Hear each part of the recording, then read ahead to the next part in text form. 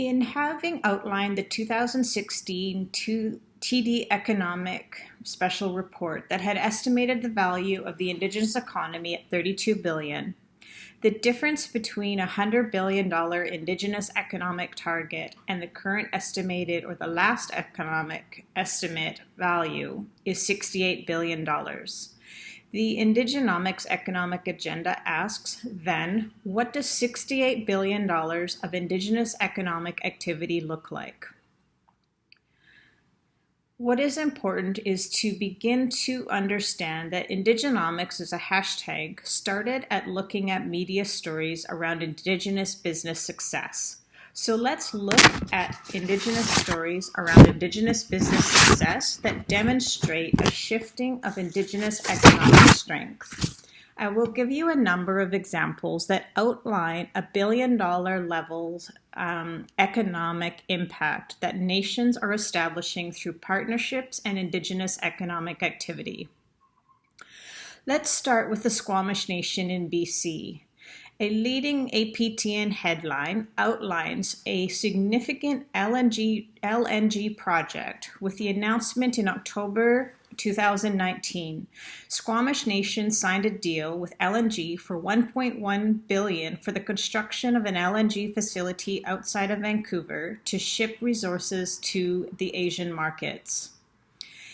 Next, we will look at in British Columbia, who is the first province to have implemented the United Nations Declaration of the Rights of Indigenous Peoples.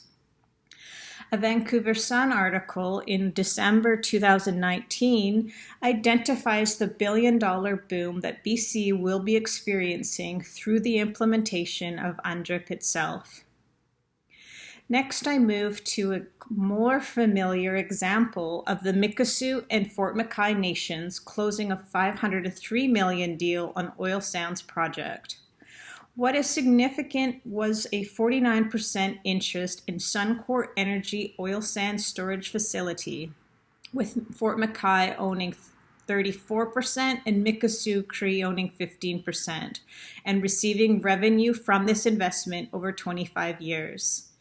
This was a significant demonstration of Indigenous financing that supported the evolution of industry partnership and economic strength and impact in the energy sector. Next, we'll move to Quebec. An example of CIM Magasinel, Quebec government and the James Bay Cree promote mineral exploration with a $4.7 billion development deal, signing the Memorandum of Understanding to facilitate transportation for resource extraction industries. In then looking to a $40 billion mega project in Prince George, British Columbia, through the Coastal GasLink pipeline, established significant joint ventures and contracts worth over $40 billion for the First Nations in the region. While steeped in high conflict, this is a demonstration of the development and evolution of the legal relationship and its application in industry and government relationships to Indigenous economies. This is an example of industry coming to the table with equity stakes and ready to do business. Returning to the Squamish Nation, we see again an approval of a 6,000 home Senaqua development in Vancouver. The Squamish Nation essentially has the ability to change the landscape of how we currently see Vancouver through a real estate deal.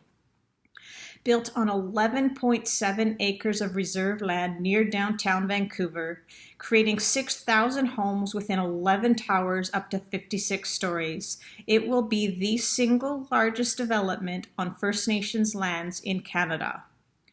Construction will proceed in 5 phases, costing $3 billion and financed by West Bank with a 50-50 split.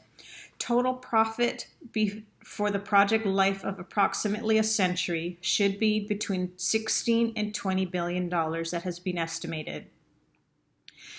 Again, we look to the Ring Road development in Calgary, also billion-dollar deals where we see the local nation being brought to the table as a significant economic development player. Now, looking to Clean Teca, a 300 megawatt wind farm to be developed on First Nations land, is also a significant headline to pay attention to. That was in 2018. It was through a partnership with Pattern Development, which secured $1 billion in financing for the Henvey Inlet Wind Energy Center on French River Reserve number 13.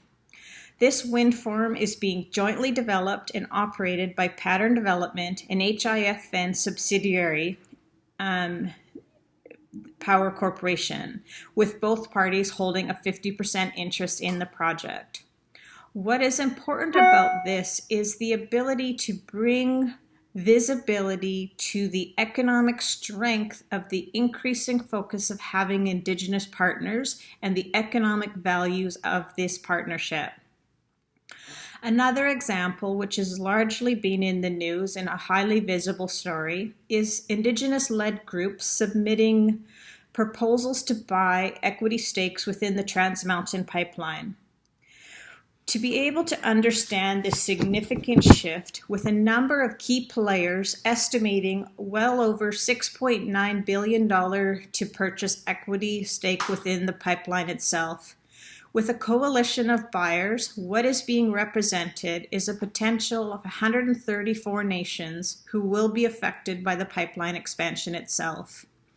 Understanding that the shift in nature from consultation and accommodation to equity stake ownership represents a significant shift in risk and responsibility and the level of financial strength and presence that nations are bringing to the table. The last example that I would like to demonstrate is in Manitoba, in the city of Winnipeg, with the Kapyong Barracks project. This is a 64-hectare site, estimated to be able to generate $2 billion in Indigenous economic activity. This particular project also has the ability to facilitate a shift in the visual nature of Winnipeg itself. So I've talked about, for example, Winnipeg, Calgary, Vancouver, that Indigenous partnerships have the ability to establish a visual shift in the skyline or the horizon of these cities themselves, representing a shift in Indigenous economic power and strength. Why do I mention these particular projects? I mention these particular projects as an example of a growing and demonstrable media stream that is driving a narrative in this country that we need to be able to collectively raise our thinking from the $1 million level to the $1 billion level that nations are representing in new projects in their evolving economies. These projects represent the significant growth of Indigenous economic activity, the significant interest of Indigenous partnerships with industry and projects, and that these projects are largely arising from the evolving legal environment that has come from the duty to consult and accommodate, of which the entanglement of the Indigenous relationship in this country has been shaped and formed. I bring your attention to these examples at the $1 billion level because we need to be able to shape our thinking into the $1 billion, $100 billion Indigenous economy. It's time to get ready for the $100 billion Indigenous economy. It's here and it's time.